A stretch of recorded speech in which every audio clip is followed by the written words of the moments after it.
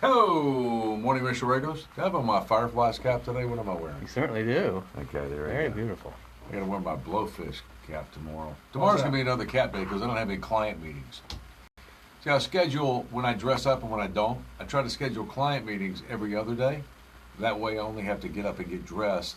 I literally come in here with my Atlanta Braves t-shirt and my pajama bottoms.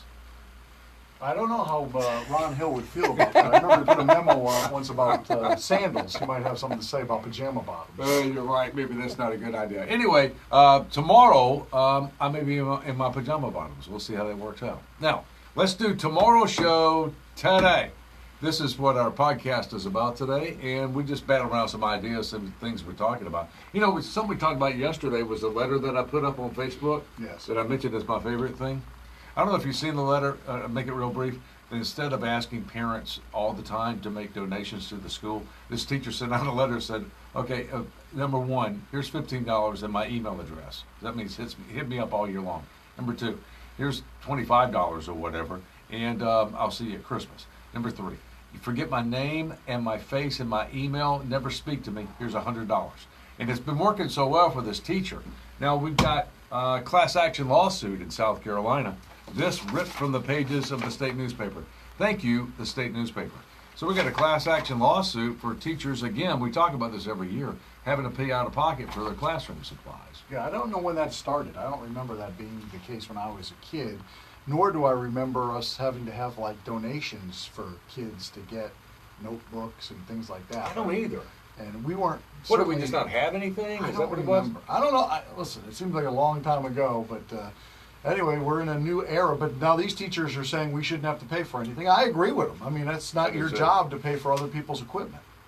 Yeah, so, and I'm not sure, this is just one school district at this point. This is Cherokee County. But I'm sure that this is going to be something that's going to grab more traction as we go through, because it's the same thing every year.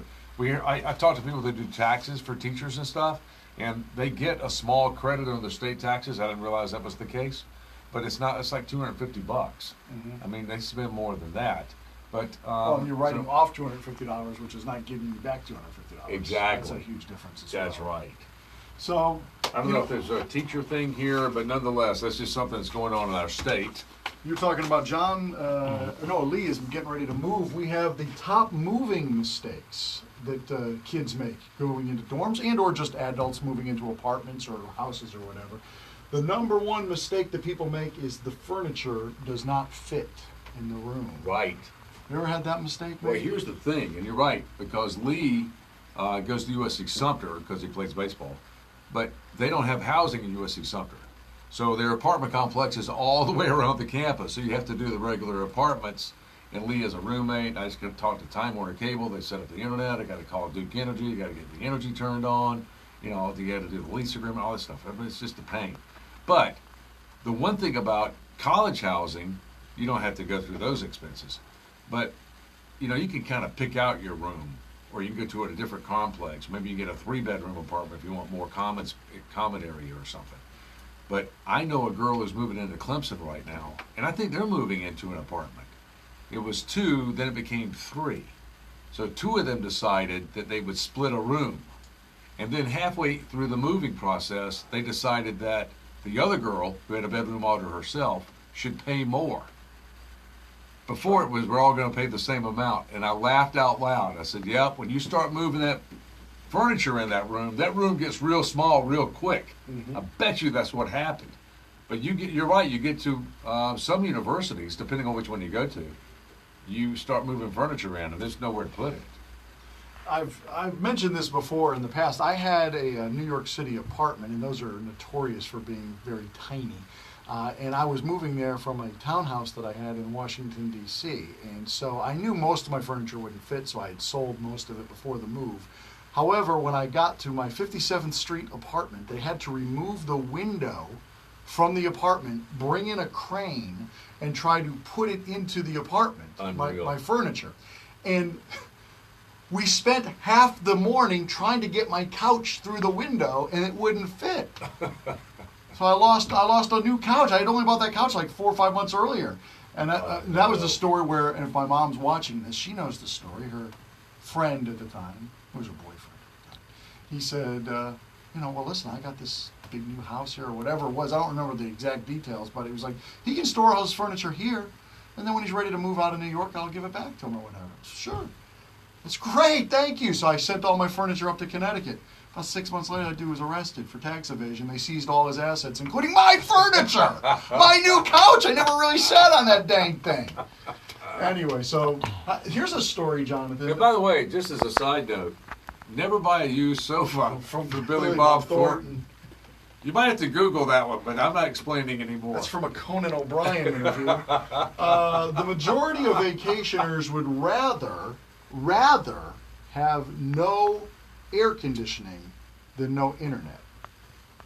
Shut the hell up. Yeah, I would not go anywhere without air conditioning. Look, I go to Pawleys Island. Sometimes I stay in one of the older houses that might have a window unit, but it doesn't have central air. Mm-hmm.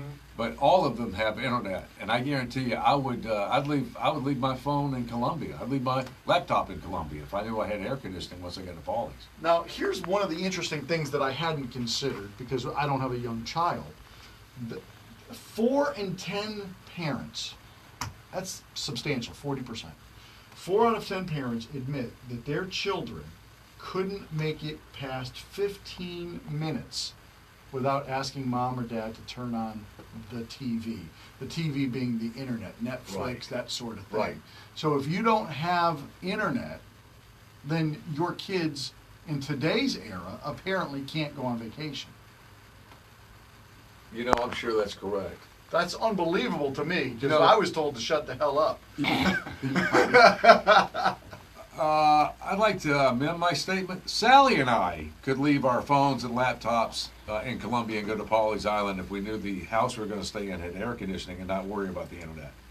My boys, on the other hand, would have already drowned themselves or offered themselves up as a human sacrifice to a great white in the Atlantic Ocean. I'd rather be gnawed on by Jaws than not be able to watch videos on Vine. Or Shark Week. Yeah. So we've got a couple here. They're just getting married, and America's in love with this story, and I'm sure it's going to be a movie, a romantic comedy very soon. The young lady in question was being asked to go to a wedding. This was back in 2013, I think it was. Can you come to the wedding? Yes, I'm going to come to the wedding. Her ex, who she had lived with, was going to be one of the groomsmen, though. And her current dating situation couldn't make it to the wedding. Oh my. He was whatever, had work commitments or something. So she took out an ad in Craigslist. They actually still have the ad that you can read what she posted, looking for somebody to fill in on this date. And she put, where is it? Seeking devilishly handsome, good-humored date for a wedding. This was in the D.C. metro area. And she says, the title pretty much says it all. I'm attached female. Attached. So she was dating somebody else. I'm attached female whose partner is lamentably unavailable for the blessed event about a month away. Full disclosure, it may be a wonderful, awkward wedding. And then she goes on to describe how her ex is involved in this. And so she says, all I want you to do is be tall and good looking. I'm 5'10", and I want to be able to wear heels. Okay. So you got to be tall and you got to be good looking. And that's pretty much it. She said, I don't care if you're gay, straight, color, none of that matters to me, because we're not going to be dating. We're going to pretend that we're dating for the weekend. I'm willing to pay for the travel costs and a separate hotel room for you if you're interested in taking a road trip with me, and I'll buy all the booze. Okay. Well, she got a bunch of responses. I bet. And the guy who she ended up picking, this Tumbleweed is doing a little camera work here, so if you're watching this on YouTube or whatever, you can see the guy we're talking about. The guy who won the opportunity met her in person first, and they had a 2.5-hour date, basically. It was supposed to be an interview. It was supposed to last about 15-20 minutes, ended up going 2.5 hours. Do you see where this is going, America? Yeah, shortly after the wedding, she broomed the other guy, right. And now they are married today. So it's an interesting way to meet somebody. What's the most unique way you've ever met anybody? Or have you ever taken out an ad in a newspaper and it worked? That's pretty funny. He said that the reason he was looking was he was obsessed with the missed connections section. He said, I always just felt like one day I was going to go through the missed connections and some girl was going to say something about me in there. Like I saw you on the train, or I saw Right. you at the store, or whatever. And he's always looking for some girl who wanted to talk to him but didn't have the courage or whatever. He said, and then I came across her ad, and I said, well, this sounds like fun. And he tried out. Thinking back, I remember when I first met Sally, I was working for a radio station in the upstate. We'd been on a 7-day cruise. So basically, I had not slept in 7 days. I came home, fell in my bed in the apartment. My luggage, by the way, is still outside in the grassy area in front of my apartment, my lawn, so to speak, which really wasn't a lawn. I'm dead asleep. Phone call, you got to come meet Sally. I've been hearing about Sally. I said, I'd love to, but I haven't slept in 7 days. I'm out. He said, well, she's going to be at this party. So I got up and I got dressed. Got to go meet Sally. I get there, I knock on the door, nobody's there. Oh, no. So I go home, I get back in bed, phone rings. Where are you? I've already been there. I know we had to run out and get something. We're back now. So I get dressed again. I'm dead tired. My luggage is still laying in the grass. I ain't even starting to pick it up. I'm so tired. So I go back to the party to meet Sally. I'm there for 3 hours. She will not say word one to me. Nothing. I'm hitting on this girl for 3 hours. Nothing. Is that how the story ends? Why did I keep pursuing that? That was just, it's an unusual story. I thought I'd just add it, But how does it end? The next day I got a phone call. She really liked you a lot. Like, really? Well, she's quite talkative, that Sally girl. She was shy. Yeah. That's what it was. We had another date, but nonetheless, that was a bizarre beginning. I remember seeing a girl at a restaurant. She came through the kitchen doors carrying a big tray of food. She had this gigantic smile. She got to my table and I said, that's it. Your smile won me over. I can't leave here until you go on a date with me tonight. I can't leave that smile here. She went on a date with me. What happened? Dated her for a while. Oh, you did? Yeah. Suddenly the smile went away, so I had to leave her. All right, my final story of the day, Jonathan, Okay. is Cocky has been defeated. So, Oh, yeah, this is not. Why do you want to bring this up? Just to piss me off? well, I tweeted it out as the SEC dominates. The I know, top 10 tumbleweed. I'm because- saying words I shouldn't say. Because Georgia, Ugga. and Ugga, has been voted the #1 mascot in America. #1. All we got to do is get Cocky to drool, and we could be like maybe in contention for #1. Is that what it is? Well, we're #7 in the country. So that's still pretty good. Where did the Tiger come in? Which Tiger? Clemson Tiger. Not ranked. No. Not Because ranked. there's Now, too many Mike Tigers. the Tiger from LSU came in, I think, Okay. number 3 or 4 or something like that. So, yeah, we had, who was the other one? Oh, the dog from Tennessee came in, I think it was 10. Smokey. Yeah, Smokey. Mhm. I hate that dog. By the way, Clemson fans, it's not going to go over well here in the city of Columbia. I don't understand. Is Mayor Benjamin trying to really get some legislation going here? What's he doing? From the state newspaper, the mayor of Columbia has called for the city hall to be lit in orange. I'll say that again. The city hall in Columbia to be lit in orange to draw awareness to the current gun violence epidemic. We can have people driving by shooting at City Hall. Gamecock fans aren't going to stand for that. We're going to hold an Ernest T. Bass party down there and start chunking bricks through the windows. What is he doing, lighting up City Hall in orange? I don't, maybe that's the national gun control color, or, like, orange just means there's a problem. Whenever you see something orange, you know there's something wrong. By the way, I guess Owen is watching right now. What's up, Hello, Owen? Thank you for watching. Again, most of the people who watch these videos or hear the podcast do it after. So you can comment on these things wherever we Sure. post them, whether it's on Facebook, whether it's on YouTube, whether it's on the Morning Rush blog, whether it's on the podcast. Let us know, some other stories you want us to talk about, Yeah. or maybe ideas you have for the show. By the way, we are going to be doing a contest tomorrow, 6:30. That's another chance for you to win tickets to go see Love and Theft when they come to the grand reopening right. of the Skyline Club.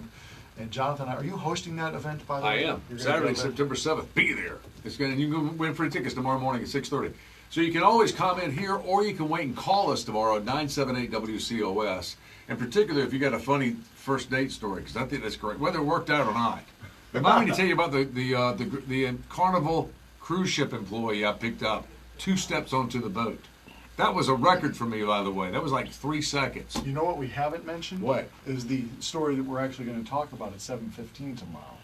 which is the lady who told her family, when the baby is born, I don't want any visitors for This the is first great. 2 weeks. My husband and I are going to bond with the baby. We don't want any of your germs in the house. Right. We don't want you distracting the baby from us or us from the baby. We want the first 2 weeks to ourselves. And now there's open mutiny among some of the grandparents and stuff. They're very upset about this. Who's right? Yeah, I can imagine me telling my mom, look, we'd love to have you over to see the new baby, but give it a couple of months. Okay? Couple of 'Cause weeks, we're 2 bonding, weeks. We're bonding here. All right. We'll talk about all that tomorrow. And if you think of something you want to talk about, be sure and hit us up on it. Otherwise, thank you for joining us tomorrow morning on the Morning Rush at 97.5 WCOS.